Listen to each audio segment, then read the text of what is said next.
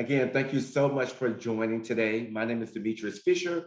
I serve as the campaign manager for People Power Fat Maps at the League of Women Voters US.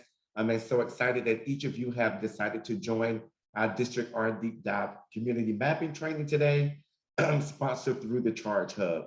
And the Charge Hub is a coalition hub for advancing redistricting and grassroots engagement. And through this coalition, we are able to provide grassroots organizers with the tools and information they need to engage in the redistricting process and fight for fair representation for marginalized communities. Next slide. So just to give a bit about who the Charge Hub is, we are made up of 9 national organizations where we collaborate around a group of shared goals that includes the co-development of training materials. We organize in-state trainings such as this one, and we anchor a listserv in which many of you receive the Charge Hub weekly newsletter that highlights a lot of the great things that are happening across the country as it relates to the redistricting process. We also host regular webinars and issue-based trainings. In today's training, we just gave you a brief overview of what the Charge Hub is. We will talk about community mapping in terms of the what, the why, and the how. We will have a DistrictR demonstration. Then we will provide an opportunity for you to have some guided DistrictR exercise. And then we will talk about next steps in terms of what happens after maps are drawn. Next slide. And we are so excited to be working alongside our coalition partners at Common Cause to be able to put this great presentation together for you, and hoping that each of you will walk away with a greater understanding of DistrictR and just community mapping tools as a whole. But before we do jump into our deep dive, we wanted to launch a quick poll so that we can kind of get a feel in terms of your comfortability in terms of using and navigating through DistrictR and other community mapping tools. So if you can just participate in the poll, and then we will allow a few minutes for that, and we'll jump right into the presentation.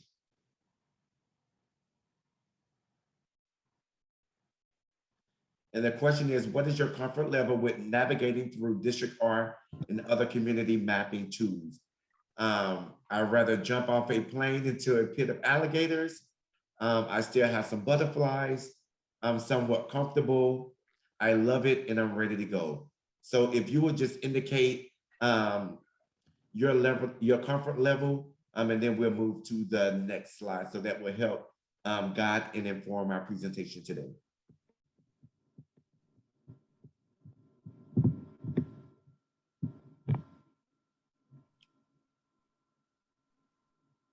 We'll give a few seconds. So Becky, if you want to just share the results of those polls. So 18% said they'd rather jump out of a plane into a pit of alligators.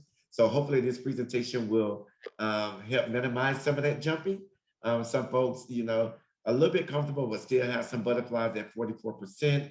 30% feel somewhat comfortable, and 8% said they love it and are ready to go.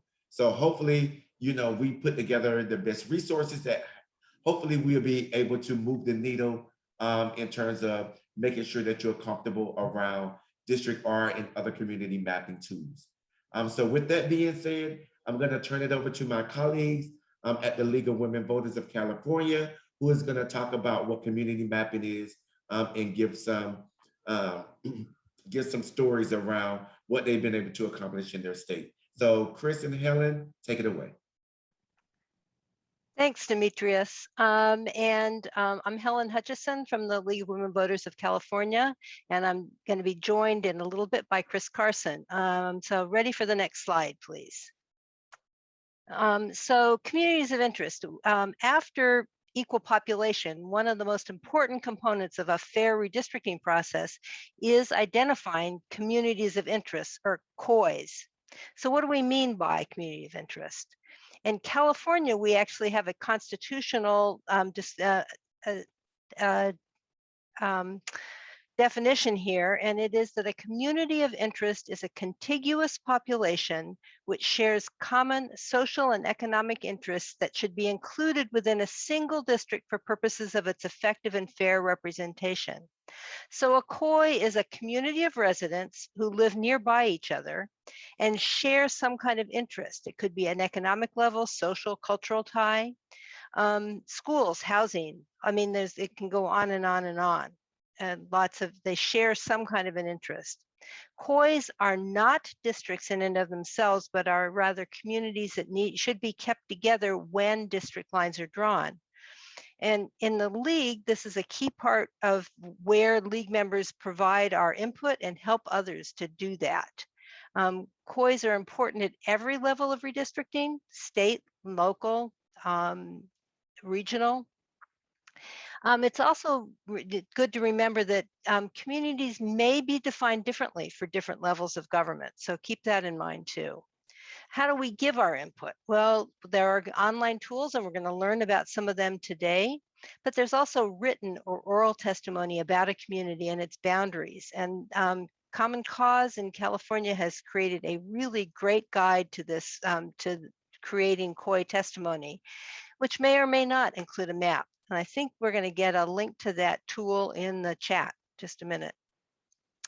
It's really important when you're defining a community of interest to describe boundaries that can be landmarks, streets, lakes, physical boundaries, whatever.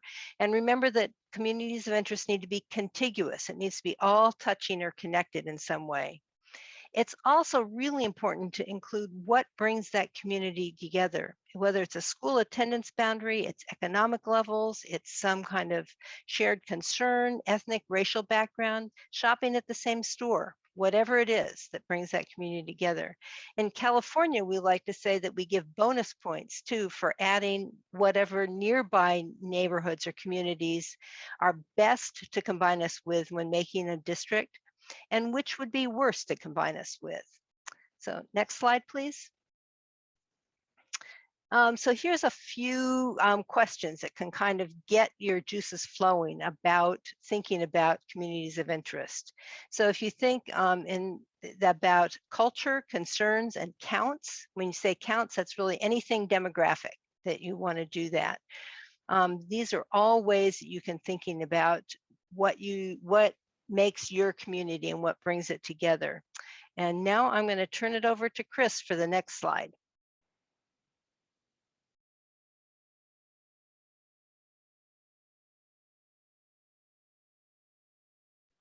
Chris, you there?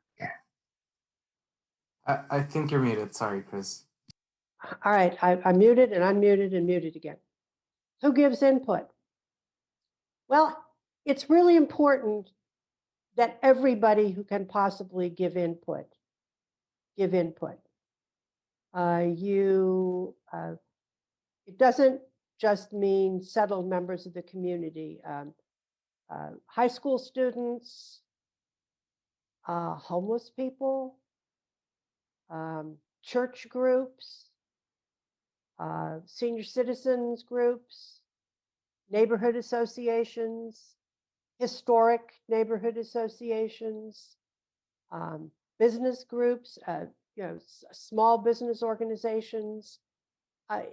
Really, in order to have an effective representation of what a community of interest truly is, you need to have as many people in the community as possible, coming together to talk through and describe your community.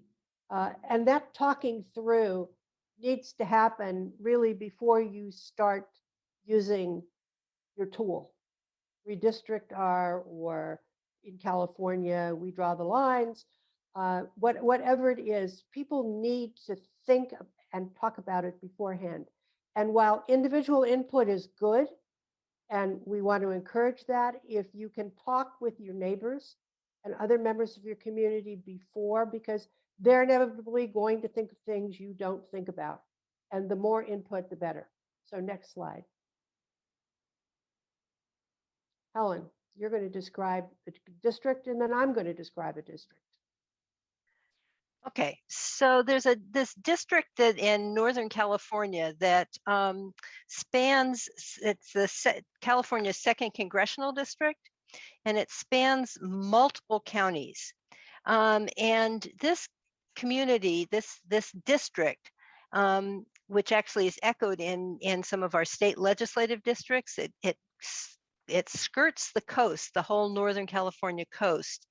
And it was brought together by testimony about coastal issues and watersheds. There were a number of groups along the whole coast who really were concerned about they felt that they had really shared concerns over the natural resources along the coast. That finger that you see that goes out and kind of towards the east is actually there's a balance of one county, and I think it was I'm not exactly sure what happened there, but they respected a county boundary. And in the other counties, they did split the counties down the middle. The testimony in 2011, there were groups all up and down the coast that focused on sharing the interests of the shared interests of these coastal communities. And if you know anything about Northern California, this spans a large number of groups from kind of yuppie Marin County up through the hippiedom counties and on into the state of Jefferson. So that politically there's a lot of differences, but they were kept together because of their shared concerns about coastal, and these groups testified all together about their concerns about the coastal communities there. Chris. So I'm going to talk about a district that is in the southern part of the state that is dramatically different from this district as you can think. It's in the San Gabriel Valley, which is an extremely densely populated area of the greater Los Angeles community. It is extremely diverse ethnically, a very high population of Asian Americans, but very different. At least 5 or 6 different groups, different national origins, speaking different languages, different religions. Quite frankly, had conflicts among the groups from the national oranges go back over 2 millennia. It's a very vibrant community. It's a foodie haven. People drive hours to eat at some of the restaurants, but it is extremely diverse. And there's also great extremes of wealth and social economic issues, vast wealth, people living in some of the most expensive and beautiful and historic areas of the region, middle class and very poor. So when it came time to testify to the 2010 commission, yes, the communities certainly could come together and describe their particular community of interest, whether it would be Chinese or Indian or Filipino or Thai or whatever. But the question was, could they come together as a broader community to speak to common interests about what was important to them and how they wanted the maps drawn? And thanks to the wonderful work of our partners, Asian Americans Advancing Justice, they were able to do just that. People stepped away from the things that divided them, their differences, and focused on the commonalities, what they shared. Of course, part of it was the immigrant experience. Another was the fact that because of the way the maps had been drawn and politicians had played games, they were really unable to effectively elect representatives of their choice. You get one or another token here and there, but there was no real ability on the part of the broader Asian American community to elect representatives of their choice. And so they spoke together with one voice. And the result was districts drawn, not just a congressional district, but a state, assembly and state senate, which enabled the voters, these Asian Americans, very different, but sharing their commonalities, to elect representatives of their choice. So that's a really good example of what community mapping can do when you get those questions focused on and people really start to think. So I'm going to kick it back to Demetrius now. All right, thank you so much, Chris and Helen, for providing such great level setting around communities of interest as we kind of dive a little deeper into today's presentation. We are really excited to have a representative from DistrictR. DistrictR is a free public web tool for districting and community identification brought to you by the MGG Redistricting Lab. So at this time, we will kick it over to Luis, who will continue the conversation. Thank you so much, Demetrius. Hi, everyone. Thank you for being here today. My name is Luis. I'm an outreach coordinator for the MGGG Redistricting Lab here at Tisch College of Tufts University. And over the past 4 years, this lab has developed a great tool that is DistrictR. We have the goal of making it efficient, easy, and accessible for the general public, because we believe that participation, especially by the general public, is essential to the redistricting process and to fair maps. So I'm going to go ahead and share my screen. I'm going to show you how to navigate the DistrictR website, and I'll show you how to submit maps. Okay, so this is a DistrictR homepage. And like I said, I'm going to be going over 2 different ways in which you can draw and submit maps, 2 different paths, essentially. This first one is you start directly from the DistrictR website, which is districtr.org. And you can either scroll down until you find a map of the US or click jump to the map. It's very easy. Once you come to this map, you can choose the state from which you're mapping from. I am from Texas. So I'll be mapping a Texas community of interest. Once you get here, this is a state landing page. And we have something like this for all 50 states plus Hawaii and Puerto Rico.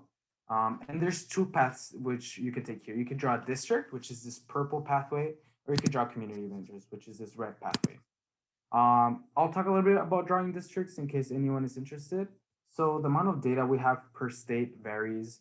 For Texas, you can draw congressional districts or state senate districts out of precincts. Some states will have the ability of you to draw maybe out of block groups or blocks, etc. And then if you're wondering what are precincts or block groups, what are all these things, you can scroll down and it gives you more information about redistricting and about the different measurements we use. So going to the red path, drawing communities. In Texas, we have the option of building a community out of block groups or precincts. I'm going to go ahead and build it out of block groups for the purpose of this training. But your needs will vary. Okay. Once this loads, this looks very similar to a Google Maps, Apple Maps thing, and you can drag around the map to move. Here on the left, you see a plus sign and a minus sign, which you can use to zoom in and out, and a search bar, which you can use to search an address, maybe a local high school, somewhere, so it can zoom you straight into that point. I would also like to point out here on the right, this panel of tools. This first one is set to be just the panning tool, so just the hand to move around. The second one is the paintbrush, which you will use to paint your districts, your communities of interest. You can change the size of the paintbrush to be smaller, bigger, depending on your need. And then there's an eraser tool, which you can use to erase any markings you make. And you can also change the size of that. I also like you point out data layers and evaluation. This can give you very valuable information from coalition building between Hispanic and Black, or Asian and Hispanic, etc. There's also race information. You can find voting information here, again, depending on the state. And you have an evaluation tab, which you can see different percentages of the population. I can answer any questions afterwards, but that's just a general overview of the tools. So I'm going to go ahead and use the search bar, and I'm going to search my own zip code so it can bring me closer to home. You see an address pops up, and here we are, 79938. This is right outside El Paso, Texas. So it's not exactly part of the city, it's right outside. And so my first instinct, I'm gonna again zoom in a little bit more, and I'm gonna go ahead and select my paintbrush tool and set it to a a manageable size. And I'm gonna start painting block groups in which I believe my community. This is where my community lives, right? I want to point something out that block groups, the lines of the precincts, all these are very, you can break them apart, right? So let's say my community only reached to about midpoint of this block. I can't just paint half of it. And we suggest that if you run into that problem, to go ahead and color in the whole block. It's better to have more than less. And in any case, when you describe your community, because we really want you to do that, we want you to tell us why this community is important, who lives in this community, and we want you to tell the map drawers why your community should be kept together. So here in this description, I can say that this is a predominantly immigrant neighborhood. I can say that sewage system is an important issue for community members. And I can keep adding, I can keep saying that, there's a lot of first and second generation immigrants. A lot of people here are low income. And again, one of our main things is the community has been pushing for a sewage system because we're out of the city, we don't have access to it. So that's one thing that we've been pushing for the past 10 years and we really want to get done, right? So I would write all that here in this description because that's important. And then in this same description, I can say the community ends at, this street or whatever. So, or it doesn't go further than Highway 35, I can add that description here instead of not including this block, like I said. Another thing I would add is you want to go ahead and name your community. I'm just go ahead and name it Homestead, but you can name it whatever you like, whatever your organization tells you to name it, or whatever you want to name it. And here down here, you see where it says important places. Here's a tool where you can add landmarks to the map. So I click in it and my arrow turns into this cross, and I can select this point right here and say that that's my local high school, let's say. And this is a focal point for the community. A lot of community meetings, and I can say, a lot of events, people congregate around here, stuff like that. I can add another point and say that, what, this over here, outside of the blue community, outside of the community, this point is actually very important to us because I can say that this is a mall that serves as a workplace for many members of the community.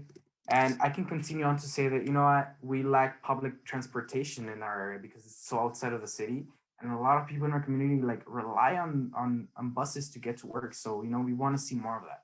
So I can, again, write that in the description of the important place. Before I move on to how you submit this map, I want to show you that you can add more than one community. You can map more than one community. So let's say I'm interested in also mapping another community here, this yellow community. And I actually want to say this community reaches about midway to the blue plane as well. I can go ahead and paint overlap with the blue community, this yellow one. And I can name this one Tierras, which is, that's what we know it as. And again, I can give a description of why this community is a little bit different from my own community. Maybe if I know some of the needs of this community, I can also describe that. I can, mention all the ways in which we are different, all the ways in which we are alike, and why I believe that these two communities should be kept together, Or maybe if I believe that they should be kept separate because we're so starkly distinct, that could also be a I could add a third community and say that, this community is even more different or more alike, and begin to describe it. I name it, far west. I could name it far west. I could add important places, such as, this is the airport. Again, a lot of employment sector, a lot of things like that. So that's some things that you can have in your community maps. You don't have to feel restricted to just drawing one community per map or etc. Once you're done with this, you can go ahead and click save, and this will create a unique URL. This thing right here that I just highlighted, that's the URL. You click copy, and you can go save it in your email or save it in a Word document or send it to someone.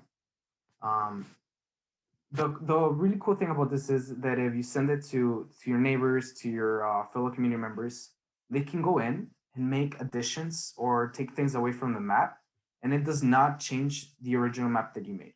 That one stays the same, but it creates a copy for them to change, alter, and eventually also submit. So that builds into this whole idea of collaborating to build these maps.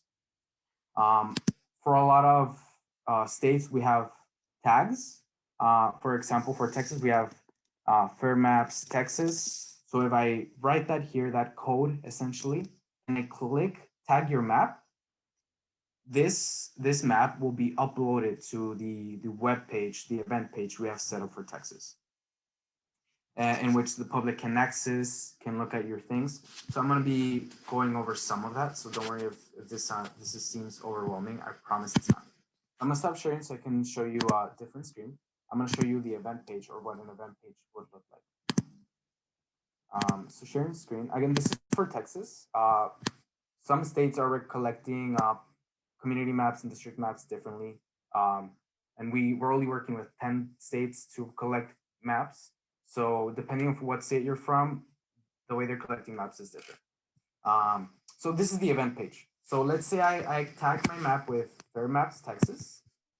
My map will be uploaded here into this gallery, and you can see this is one community, Houston. We have a bunch of different maps,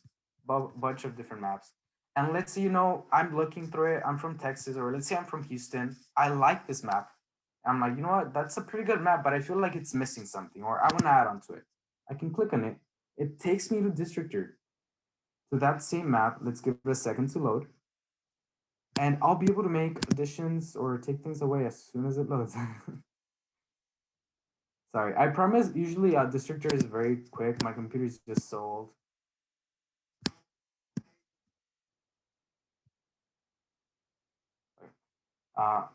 If it loads, I can show you. Oh, perfect. Okay.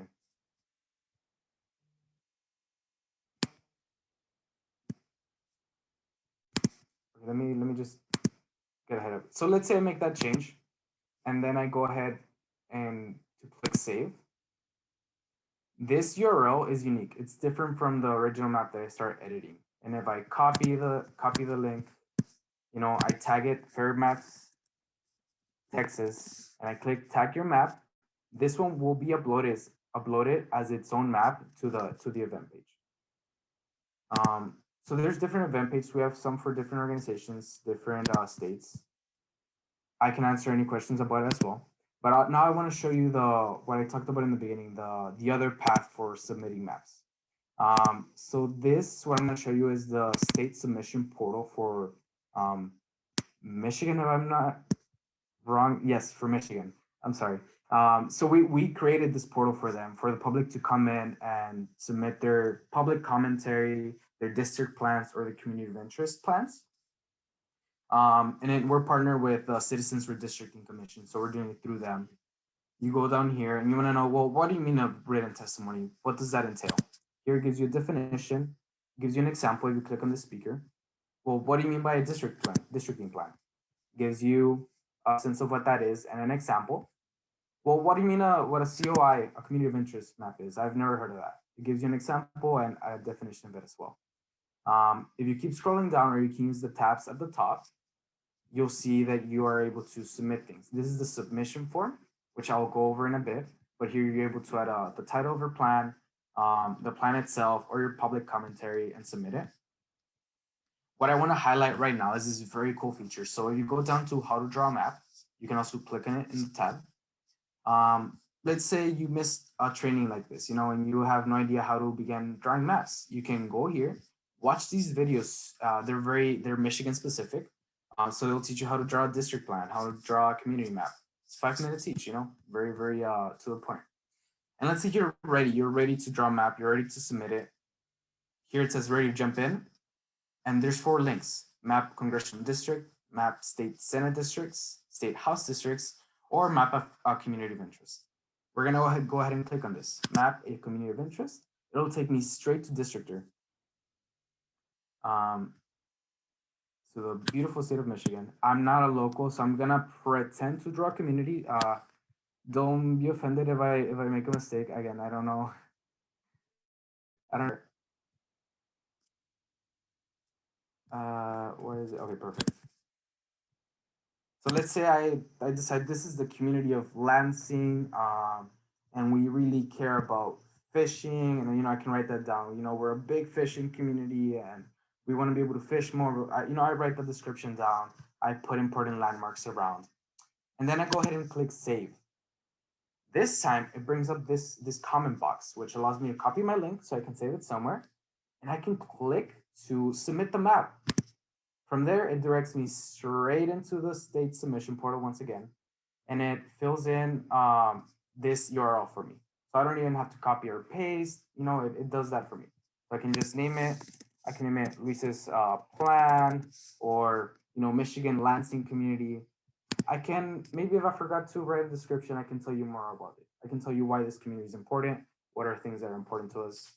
And I can use tags. And for anyone who's familiar with social media, you know, use Twitter, Instagram, Facebook, I can hashtag it Lansing. I can hashtag it Michigan or something, you know, stuff like that. That way it's easier to find. Then I fill out this submission form, Mr. Luis, and your name will be public information. So if you feel you don't want that out there, you can feel free to leave your last name out. You know, you write down your email, what city or county you're mapping from, your zip code, check these two boxes, click submit. And once you do that, your map will be uploaded to this beautiful gallery down here that has maps, it has public commentary, and it has links to maps from other software, other mapping software. And let's say I'm going through this and I see this comment from Shannon McNair, you know, and I go in and I read it, and I really agree with it. I really agree with what she has to say about the community. I can click here, proceed to submit a comment. And I can add a comment to what she said.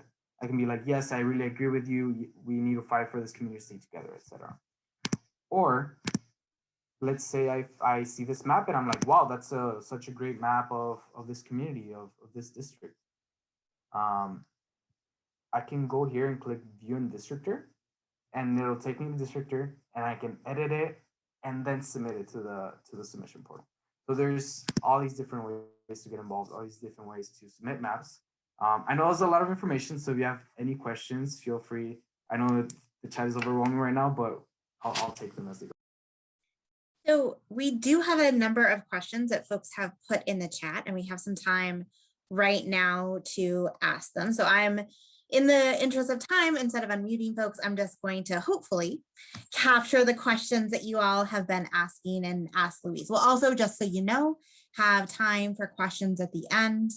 And you will have time to get your actual hands on DistrictR as you're sitting at your computer and listening to us talk. So this does not have to be your one and only chance to get your questions answered.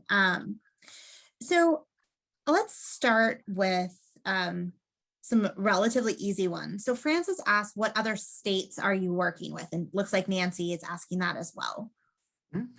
So we're working with Texas, New Mexico, Wisconsin, Michigan, Ohio, and a few more other states that we're still working on their platforms. And we're also working with some separate, like, individual counties and individual cities, which again, that's still in the process. But the ones that we have portals like this for are Wisconsin, Michigan, New Mexico, Texas. Great. So this is a question from Gary. And it looks like he's asking about the data that has been uploaded, like the partisan data that's uploaded. So I know that some states have just 2016 presidential data, some states have more recent presidential data.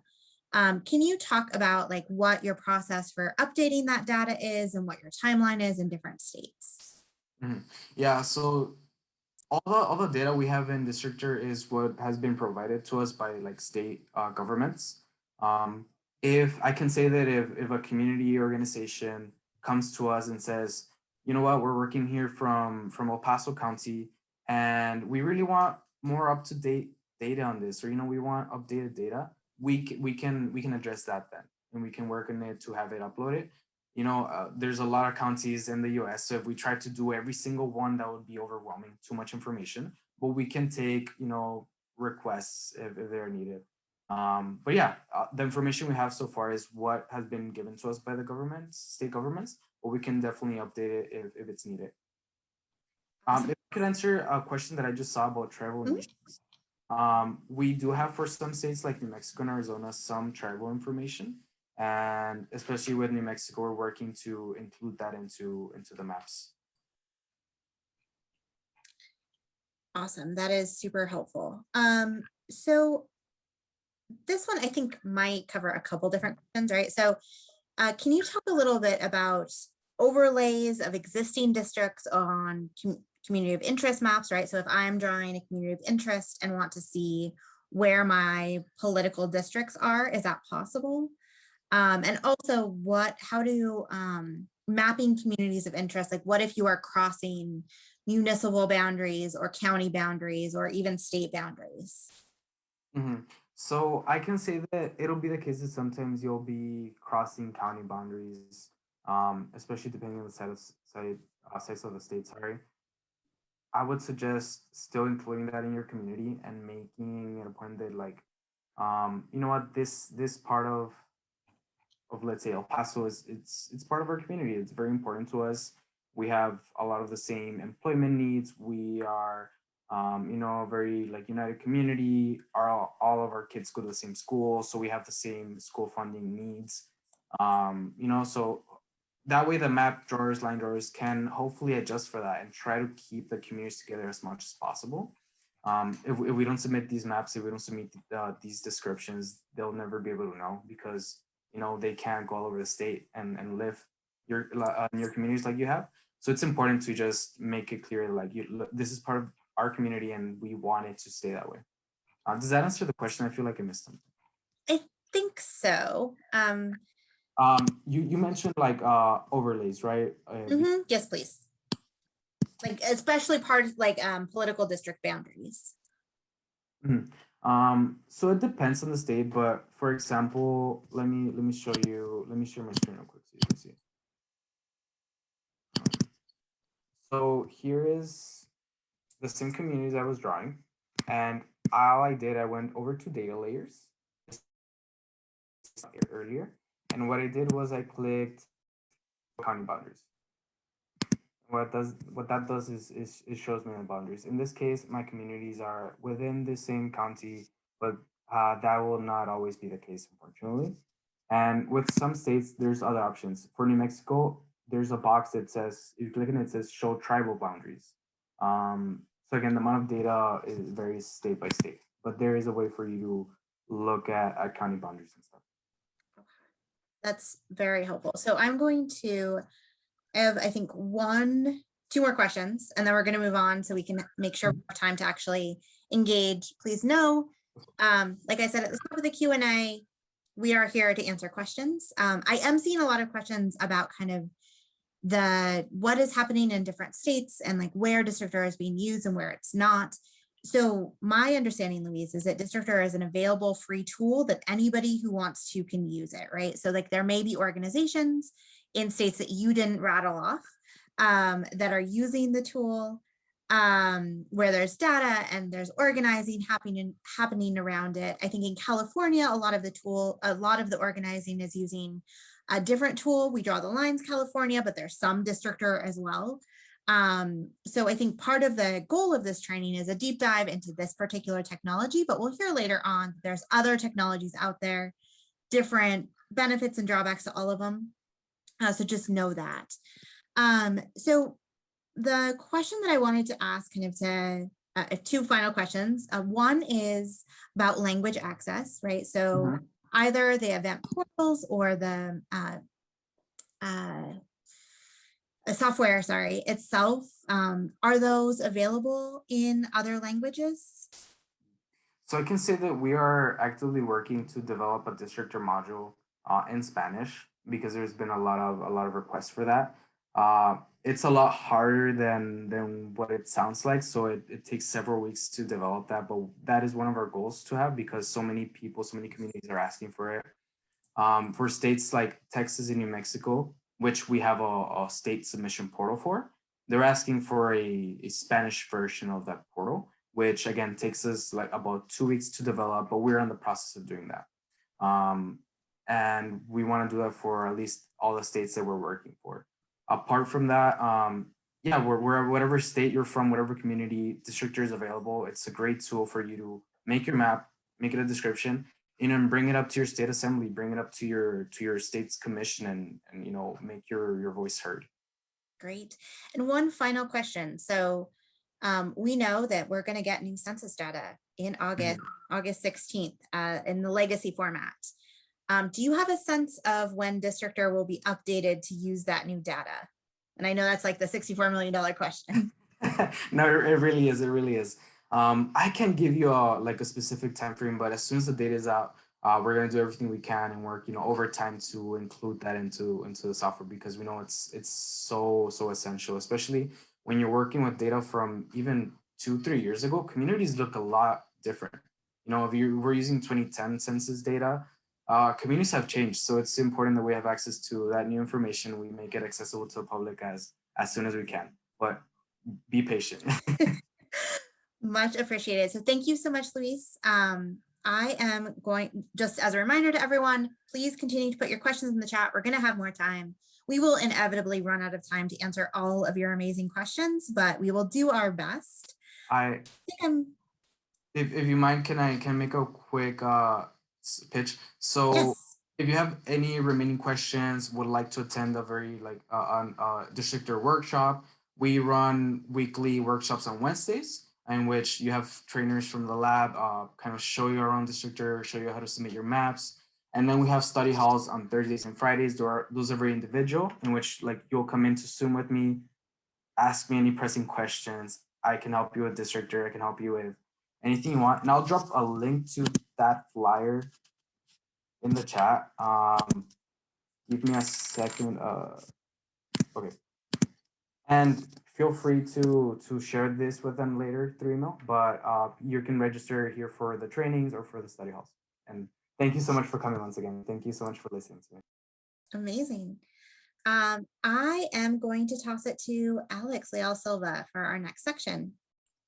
All right, folks, I'm gonna go back to sharing screen and presenting. And of course, it sends us back to the beginning. So just give me 1 second to get to the correct slide. Your patience is much appreciated. Alrighty. So starting out, we have this really fun DistrictR 101.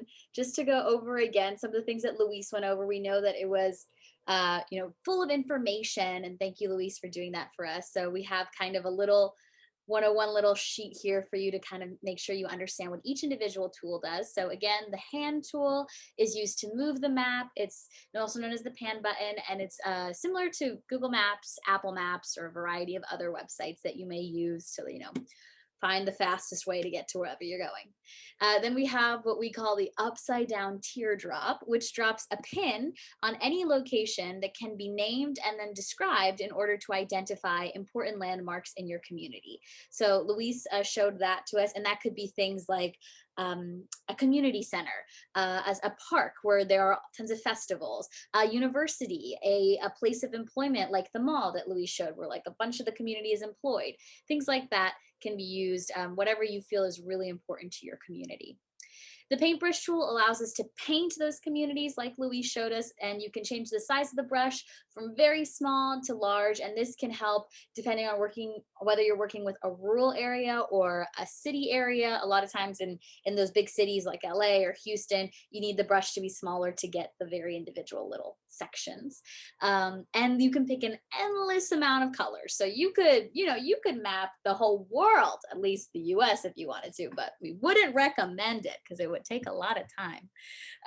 The eraser tool allows you to erase any paintbrush strokes if you're like, never mind, that area is not part of our community. And finally, the magnifying glass allows you to spotlight block groups and see their specific demographics, which we'll show you later on. Some other DistrictR tips and tricks: make sure you zoom in to the location that you're working with. The tighter you zoom, the easier it'll be to mark places and boundaries. And again, like this will just depend on what exactly you're mapping. Our second tip is for you to at least pin 10 to 15 important places on your map. And it's okay if they aren't all in the exact same community, but that amount is a really nice sweet spot for identifying kind of the boundary of what you want for your community. And make sure to name and describe each of them. The third tip is to ask for important places that designate the boundaries. Is it like on the south side of the freeway, that's where my community ends? Or once you hit this street, like you've gone too far. Like we all know how in our communities we're like, oh yeah, just keep going. But once you go over there, that is no longer like our town or whatever. All those things can change. So make sure you know those as well. Use the paint tool to color in the communities. That's super important. Don't just pin and then leave it. Make sure you paint. Just like Luis showed us, make sure you name and describe that community. Like he showed us in El Paso, he said it was a mostly immigrant community. So you can tell us, is it mostly working class? Is it mostly people of color or one specific type of community? Do most people work in agriculture or most people work in the tech sphere, or like whatever that be? All those little important characteristics of your community, we want you to share those with us.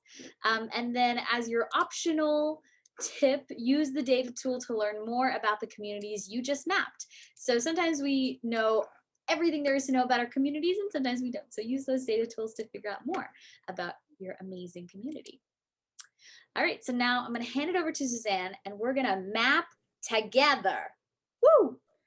All right, everyone. So this is the interactive part, and there are two ways we can do this, or two ways you can do this, right? So I am going to walk you through step by step using my community, how I would map it. We're not going to do a full session, and just full disclaimer, you all know, and Helen and Chris both said this, community mapping works best when you're talking about a community, right? Like just me sitting by myself telling you all what my community looks like, if not telling the full story. But we're going to do it anyway. So there are two options. You can mirror exactly what I'm going to do, right? Step by step.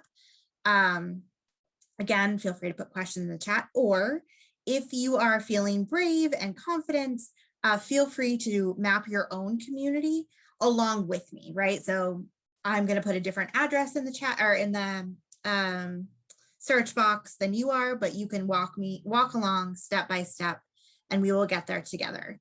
It's going to be a relatively truncated exercise. We're going to do about 10-12 minutes of this. So again, not a full experience, but I am a person who learns best by actually getting my hands on the thing, because while it's hypothetical, it still feels very intimidating. So we will go ahead and dig in. So the first thing we're going to do is if you pull up your browser and type in DistrictR.org, we're going to get back to this. We're going to go jump to the map, or we can scroll down. And I live in Pennsylvania. So we are going to click on Pennsylvania. So you can see here, this is exactly the same process that Luis went through. We have two options. We can draw districts or we can draw communities. Today, we're going to draw communities. So we're going to click that. And then I have options on the right or on the left, sorry, to draw a statewide or cities. We're going to stick with statewide, so no need to toggle those settings. And then we're going to choose between block groups or precincts. I like precincts. Just a personal preference. Either one works. There's no wrong answer here. All right. And there's a really good tip in the chat. If you want to exit full screen from your Zoom window, which is at the very top of your window, click View Options, scroll down to Exit View Screen. That way you can watch the screen and watch your DistrictR window at the same time. All right, so we are going to, so there's a question from Beth in the chat that I'm going to just address right now because it popped up on my screen. There is a difference between precincts and block groups, right? Precincts are our voting precincts. It's the lines that our local governments draw to tell us, you know, in Pennsylvania, we have wards, right? Some states have districts or whatever. So precincts are the building blocks that create our districts in Pennsylvania. census blocks are a different shape, a different size. They are the units of measurement that the Census Bureau uses. I like to draw using precincts because I like the way that the lines fit into where my community is better. But there isn't an actual difference as far as the end result, as far where you'll be able to paint. But that was a really great question for clarification. So we're going to go up to the search bar and we're going to type in, let's do Broad Street Market. And it's that one. And we'll just click on it. And you can see it's going to zoom all the way in. And then I'm going to go, or ask Alex to go to important places and click on that teardrop button. And then put a dot right on the Broad Street Market where that is. So this is my neighborhood. I live around the corner from here. We're not going to use my actual house because there's a lot of you on this call who I don't know, but we can map my neighborhood anyway. So the Broad Street Market, we're going to name it in that box. And then underneath, we're going to describe it. So if you are mapping along with me, pick the Broad Street Market. If you are mapping not along with me, but your own community, think about something that is kind of a cornerstone of your community or something that your community uses or cares about. Or, you know, like a point that you would tell someone of a reason you would want to live in your community, right? Not like a tourist trap, someplace that like is part of the daily living. So the Broad Street Market is open on weekends and it has a lot of diverse food vendors and some of the best produce in the local area. You can see that Alex is typing in that box. Louise said this, and you also heard this from Helen and Chris, but really the point of mapping is to tell the story of your community. We're using a map, but we also want to make sure we're telling the full story using words in these descriptors. So we're going to put another dot, if we can add another new place, and we're going to put it on Benjamin Franklin Elementary School. And that's right there. And that is just the local elementary school. It is, so it's a city school, it's lower income, but it has a swimming pool out back that is super popular.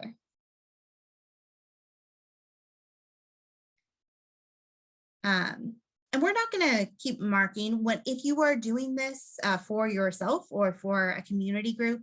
I'd recommend spending a good amount of time here, right? Because this is really where you're starting to define the boundaries of your community. So I am actually going to put one more, and we're going to need to scroll a little bit for this. We're going to put a dot on Harrisburg Community College. So we can scroll up. It is, yep, there it is.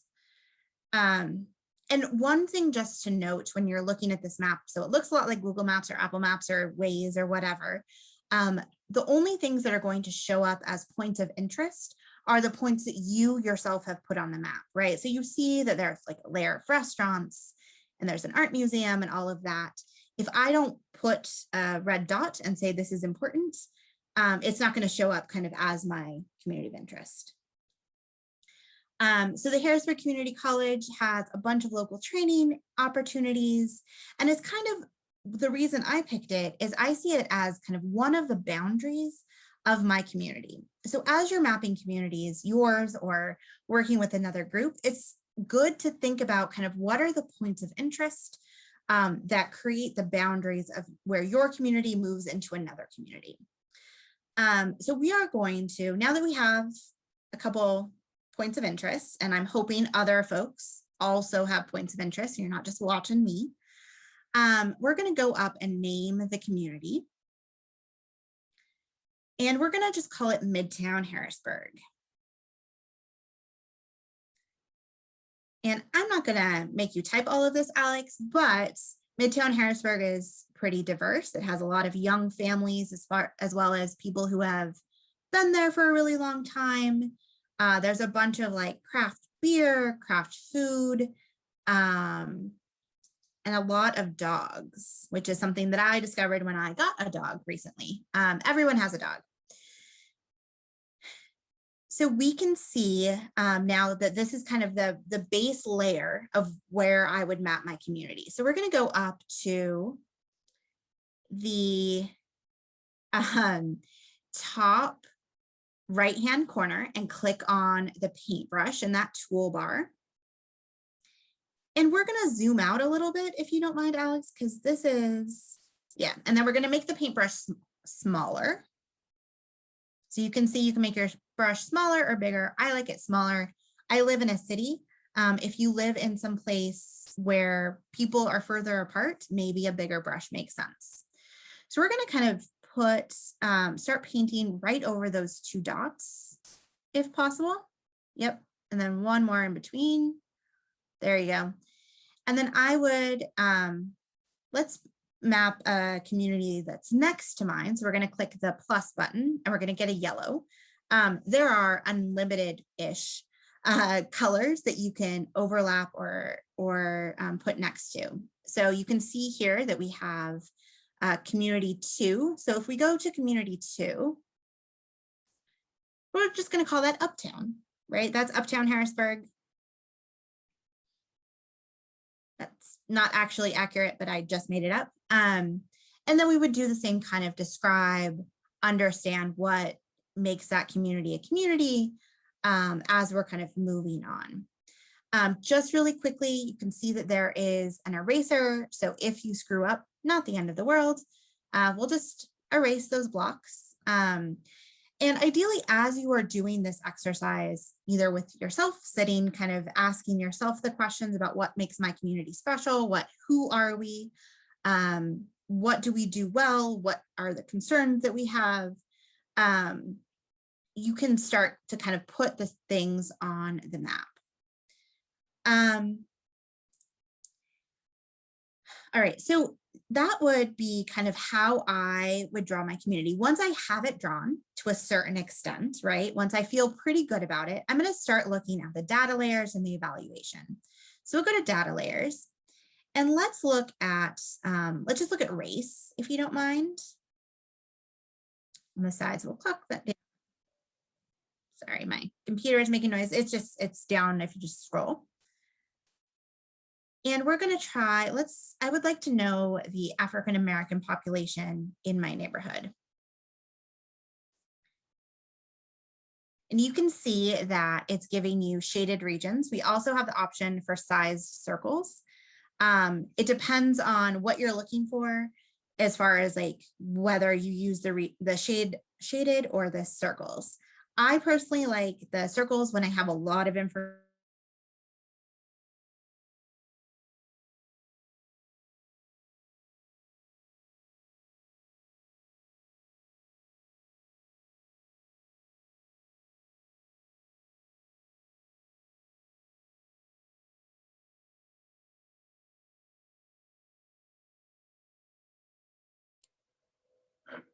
Did Suzanne freeze or did I freeze? I think Suzanne froze. Okay. I'll carry her from here until she can come back to us. Okay. So we can see the different populations here. We can keep going as well to see kind of how it changes from shaded regions to size circles, et cetera, et cetera. We can also even look at voting population. So we can kind of see where the Black voting age population is. And again, we can see that in size circles or shaded regions. In some areas, depending on if DistrictR has access to the data, we can also see statewide election results. So we can see that this area of Harrisburg, how they voted in the 2016 presidential, and it'll just depend on what information DistrictR has, what elections they might have the data for. So here in this case, we have a bunch from 2016, 2012, and 2010. Some of the areas that DistrictR is working with also has the 2018 midterm information as well. So you can see that also. The next area that we have is the evaluation area. So evaluation, we can see how her area of Midtown Harrisburg compares to the rest of Pennsylvania. So we can see that in Midtown Harrisburg, we've got about 50% white population compared to 79% white population in all of Pennsylvania. We can also see that with voting age population as well. And we can switch it back and forth between the different communities that we plotted.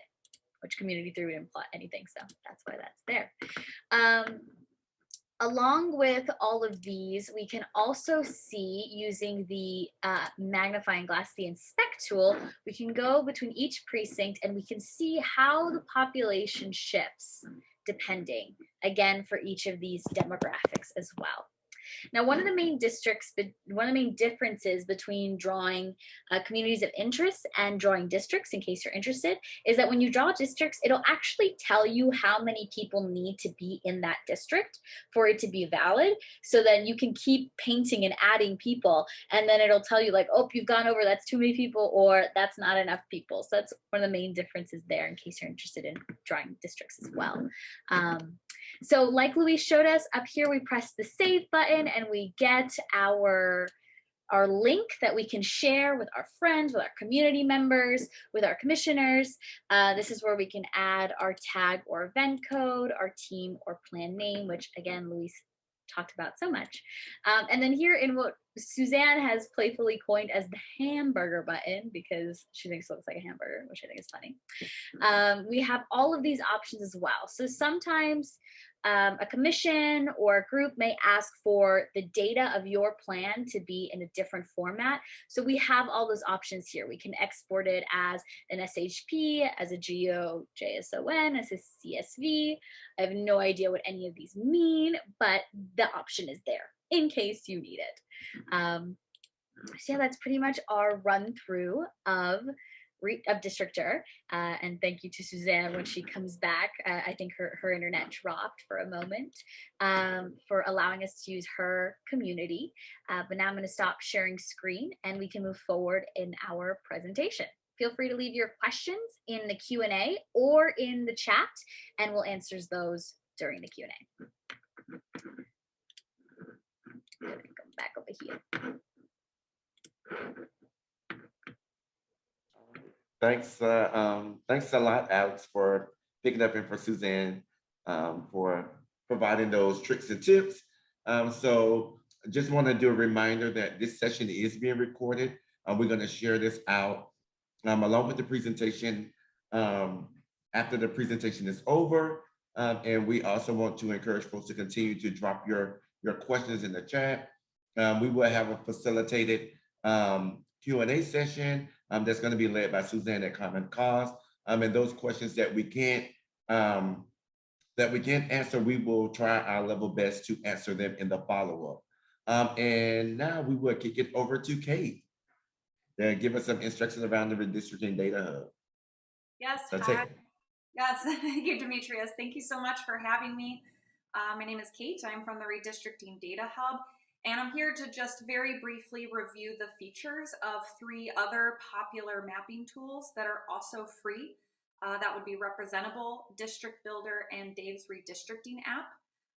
We do have recorded demonstrations for all 3 of these tools, as well as other trainings available on our website at redistrictingdatahub.org. So please do feel to check that out on your free time. Next slide, please. The first tool, Representable, is great for folks who are new to mapping and want to keep it simple. It can be used to only draw community of interest maps, not districts. So that's very important. If you want to do district drawing, then Representable would not be for you. The user first selects their state, which takes them to a page detailing who draws the lines and redistricting criteria. It will also indicate specifically whether communities of interest must be considered by the redistricting body in that state and the definition, if any. And prior to drawing the actual map, it will ask you to answer a few questions about what unites the community, such as what their needs and concerns are. Mapping takes place at the level of the block group by default, but you can also map at the block level. And after mapping, the user can see the population of the community of interest and add one of several geographic layers, such as zip codes or congressional districts. You can also submit maps directly to partnering organizations within Representable, which is a very nice feature if you are collaborating with others. Next slide, please. Unlike Representable, District Builder is designed to create congressional or state legislative district maps. Although it is possible to draw communities of interest with this tool as well.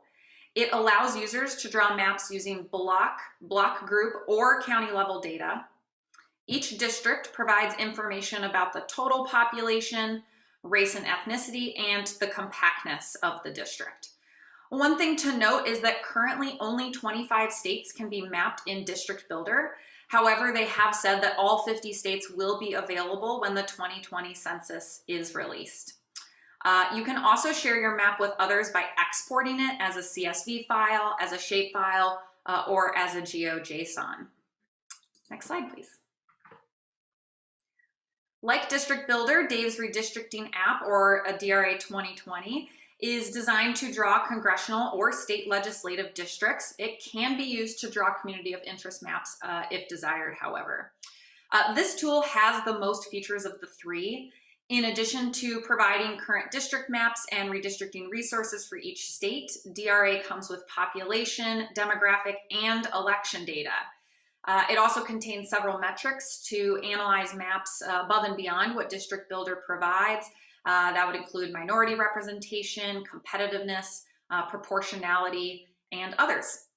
The user can import block equivalency files if you have something like that, or precinct assignment files in CSV format. And similarly, you can export your map in those formats as well as a GeoJSON or an image file, a PNG file to be specific. Next slide, please. So in summary, as I said, Representable is really best for new users who just want to keep it simple, especially if you have a group who wants to collaborate or share their community of interest maps with each other. District Builder and DRA 2020 are for drawing districts, but your state might not be available yet in District Builder, so then DRA 2020 would be your best option in that case. DRA is also great if you want to look at election results or very detailed analytics, but District Builder is a nice middle ground for someone who wants to draw districts but not get overwhelmed by so many features. Next slide, please. I would also like you to know that the Redistricting Data Hub did create a Choose Your Own Mapping Tool feature. It was available on our website at redistrictingdatahub.org/tools. So in addition to Representable, District Builder, DRA 2020, and DistrictR, we surveyed 8 other commonly used mapping tools and summarized the important features. You can filter or sort the tool based on the purpose of the tool, whether it's free or costs a certain amount of money, and many other features such as what the data included are, or what you can import or what you can export as, what plan metrics are available, what type of support is available, if any, and more. And then at the bottom of that page, below the table, are detailed descriptions and links to each of the mapping tools at the bottom of the page. Next slide.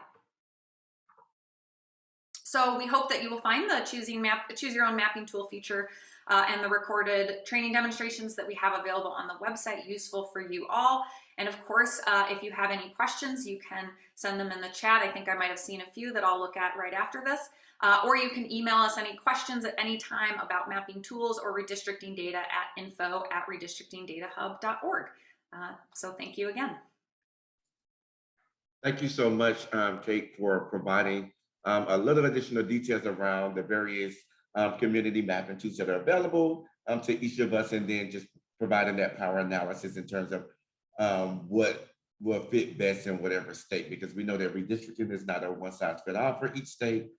So that we appreciate you being able to lay out and provide those additional options for us. So with that being said, I'm going to kick it over to Suzanne, who's going to talk to us about why community mapping matters. Awesome. So thank you all for bearing with me. I am pretty sure that my dog chewed my power cord and it just kind of, went out because that's my life. So we're just going to talk really quickly because I want to make sure that we spend plenty of time for Q&A because there's some great questions that y'all have, so keep them coming. So I just want to kind of go back and highlight why this map. Talked about the importance and the impact of communities being able to tell their stories. We know that communities are the building blocks of redistricting, right? If we want fair and representative redistricting, need to know, and map makers need to know where communities live and what they need in order to be successful. We also, and this is kind of an important and advocacy thing to think about, is talking about community stories to narratives and understanding of what communities are and where they live really is going to shift the narrative that we always hear about redistricting being about Ds and Rs, and make it more about the people who are impacted, right? Those political stories are important, and they are part of the story, but fundamentally, this is a process that is supposed to be about we the people. And so telling the stories of communities really helps us get there. So that means that in general, community stories are important for the media. They're important for whoever is drawing your map, whether it's lawmakers, a politician, or an independent commission, or anyone in between, then ultimately also for courts, right? We know that many of the maps that get drawn this year will end up in having that, those narratives and those community stories are really important. Can we go to the next slide, please? Suzanne, we have a helpful participant who's suggesting that you turn off your video so that you're not competing for bandwidth. All right, this is better. My apologies. Through all three to move forward. So this is just a reminder, and Helen talked about this a little bit earlier.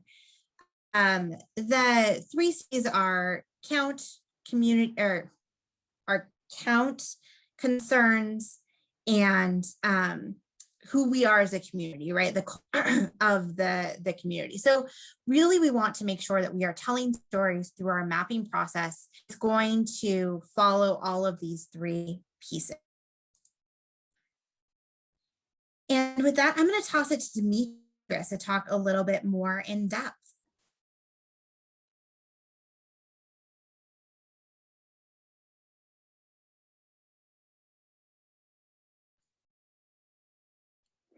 Next slide, Demetrius.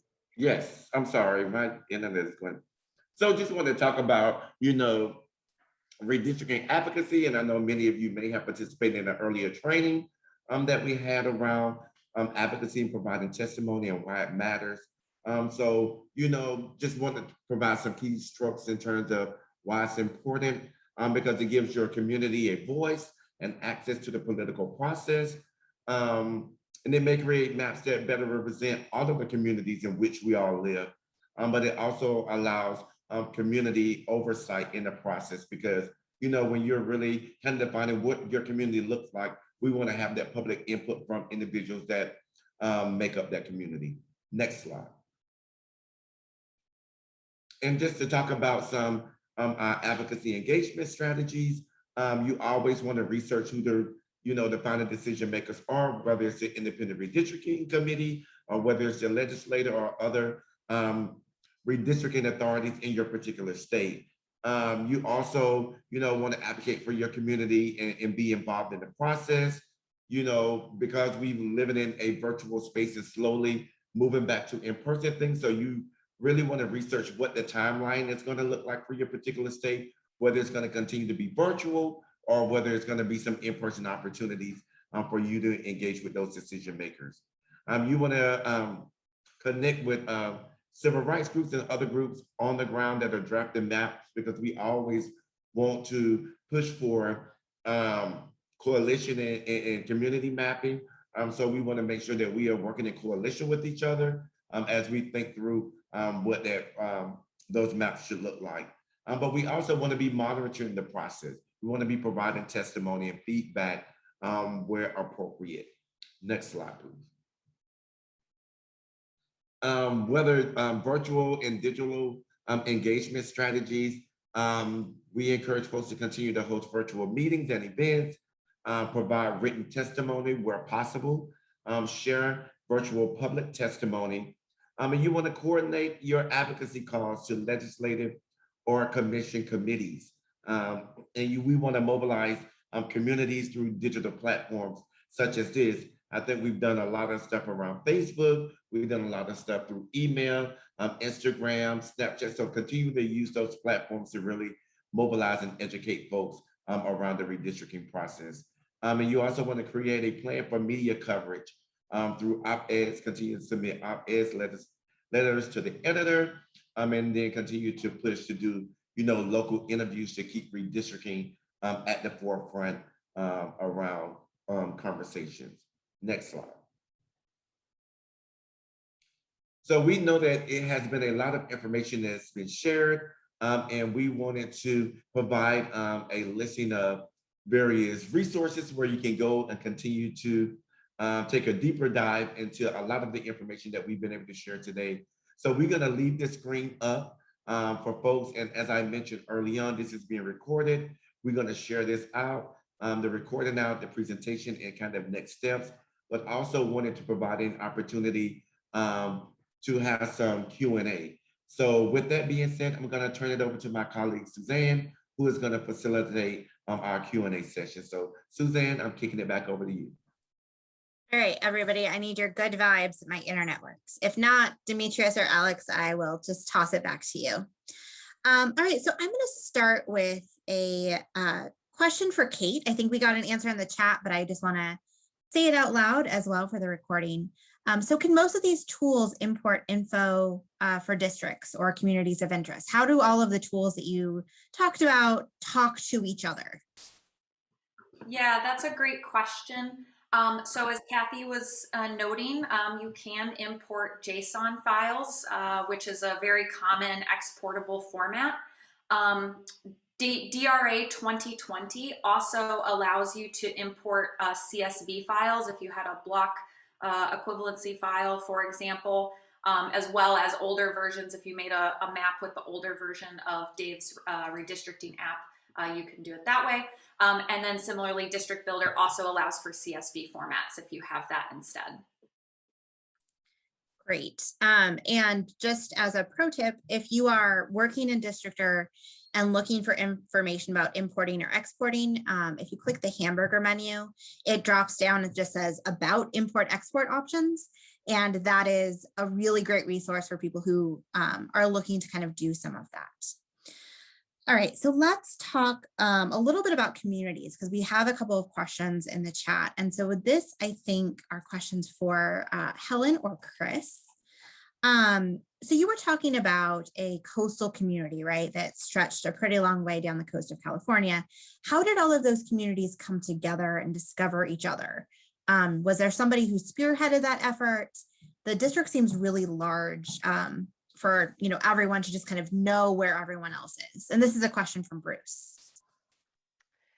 So the district is physically very large, but it also it's sparsely populated. And Chris, do you know how they came together during that time? I'm assuming that there were a couple of different groups that were working along coastal issues and got together and coordinated people, but I don't know for sure. I believe that the League of Conservation Voters was involved. This was their first time that they had ever dealt with redistricting. And so they didn't work in all areas of the state, but I believe this was one area because we're talking about watersheds. And that is something that's very important in California, well, everywhere, but certainly in California, water and watersheds. So I know that the League of Conservation Voters was involved. Who else? I'm not sure. May have been industry, business groups, that type of thing. Great, thank you so much. So this is a question from the Q&A, and this looks like it's from Gerald. So it says, it's in New Mexico, there are many recent Hispanic immigrants, but their interests are often at odds with the attitudes or interests of some of the more longer established Hispanic people. If they're linked in the same community of interest by surnames, that isn't an accurate reflection of what their actual interests are. So how do we use mapping to make these distinctions and come up with accurately defined communities of interest? Demetrius, do you want to tackle this one?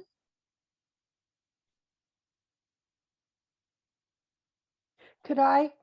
Yes, please, go for it. Okay, Chris. I'll point you to the San Gabriel Valley, the district I talked about. They were very different, and Kathy Fung, who is from the San Gabriel Valley, could certainly address this as well. Very, very different in one way, you could say these people, all those people just don't have all that much in common, other than the fact that they are Asian Pacific Island in origin. And the real effort was to get people to say, yes, I speak Chinese and you speak Hindi and you speak Thai and somebody else speaks Vietnamese and we have things, but what do we have in common? And that is, it wasn't easy, certainly by any stretch of the imagination, but you, to at least make the effort to ask people, you know, what do we have in common? What are our concerns? What do we worry about? What do we want? And to help get you beyond, well, I arrived here 100 years ago and you only been here 10. Yeah, Kathy, do you want to say something? Yeah. So the San Gabriel Valley is in fact sort of an interesting place historically where there have been waves of different groups of area. It is where there's a fairly large Native American population and then Hispanic, Latinx, Mexican American. And because of the first cities to ban the use of restrictive covenants, people of color were allowed to first purchase houses there and started to move in. So you started to see many communities, Black, Brown, and Asian American, who couldn't buy houses in other places come to the San Gabriel Valley. It became a very immigrant area, and it is true that there are many different immigrant histories that kind of intersect. But one of the things that people started talking about is that many of those communities, they send their kids to schools and they don't have translators. They have shared need for the use of public transportation, and a lot of people send their kids to public schools from kindergarten all the way through high school. They don't pull them out, at some point. So there are a lot of things that, regardless of ethnic similarities or differences, or language similarities or differences, were very unifying. And when they talked about kind of investments in education and roads and and need for language translation, and a real concern about building, for instance, intergenerational housing, where older folks live very close or in the same household as younger generations who can take care of them. Those were things that you would see both in Hispanic community as well as Asian American and multiple different ethnicities. So as people started to talk, you could go beyond just talking about race or language and really create a very nuanced picture of the kinds of families that move to this area. And the more that community groups would come together and say, so what does our community mean? Why do we call this the San Gabriel Valley? Why would you want to put 4 cities, Monterey Park, Alhambra, Rosemead, and San Gabriel together? And the more that people talked, the more it sort of generated this kind of unifying theme that brought people together. And I would say that, a lot of what today's training is trying to do is to say, you can start with one aspect of a community, but as you talk to more and more of your neighbors, as Suzanne said, you're going to find that people add layers to it, and they really lift it from being a very flat description of the community to something that's robust. And it means that later on, whoever's drawing the lines is more likely to hear you. And if you get to a court, the court's more likely to say, oh, that's pretty legit. That's got a lot of nuance and facts behind it, stories and things that bring people together. So don't be afraid to dig a little bit to tell those stories. Yeah, I think one thing that I would just add, so first of all, that's Kathy Fung, who is the National Redistricting Director at Common Cause. I think that the other layer to this is that there's no wrong or right size to a community, right? So you can draw a teeny tiny community that is a couple blocks in diameter, right? Or a couple census blocks together. You all saw the community that I drew. I could also draw a much bigger community, right? That overlaps counties where I live. And so part of the reason that we are focusing so heavily on community mapping right now is that we don't need things like census data to tell the story of where we live and how we interact with the people around us, right? So that goes back to what Kathy was saying about really a layered and the 3 C's, right? So talking about all of the things that make our community is the way that we get that accurate picture. All right, so I'm going to add one more question. And I'm going to just toss this, I think, to Demetrius. So if you are a person who has taken this training and is now like all fired up to do what we need to do next, what are your next steps? So next steps is really getting involved with an organization in your state, whether it's the league, whether it's Common Cause, or whether it's any of our other 7 charge hub partners that is doing work around redistricting. Always finding a creative way to participate in the redistricting process, whether it's providing testimony, whether it is really encouraging people in your community to help identify what a community of interest looks like for you guys. There are several ways that you can join. We have, as you can see on the screen, to need more information. You can click any of these links, really find out what your comfort level is in terms of what level of engagement you want to participate in. And there are several different avenues for you to be able to do that. Awesome.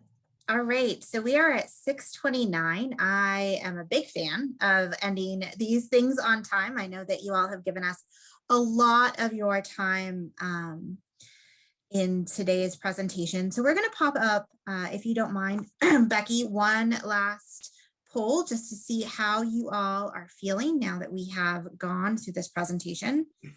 And then we'll just say thank you. And hopefully we will be in touch with the recording, notes from the chat by special request of a number of you, as well as the slide deck and any additional resources we have. So again, just the question, now that you've participated, how are you feeling? You want to jump out of a plane into a pit of alligators, still a little nervous, but feeling better, more comfortable, or like raring and ready to go? And we'll give folks just a few seconds to vote. And while folks are voting, I just wanted to, Suzanne, if I can, just acknowledge that I know that there was a time discrepancy from the Charge Hub website and both what we sent out. So that's why we wanted to make sure that this recording will be shared out in case individuals kind of got confused on the time. And we want to continue to make all of these resources available to people. So we did want to publicly, acknowledge that as well. All right, Becky, can we see the results? Yay. I mean, more comfortable is what I will take. We're down to 3% want to jump out of a plane. And about 57% are more comfortable in the trying to ease some of your reservations. So thank you again for joining us and have a great rest of your afternoon. Thank you.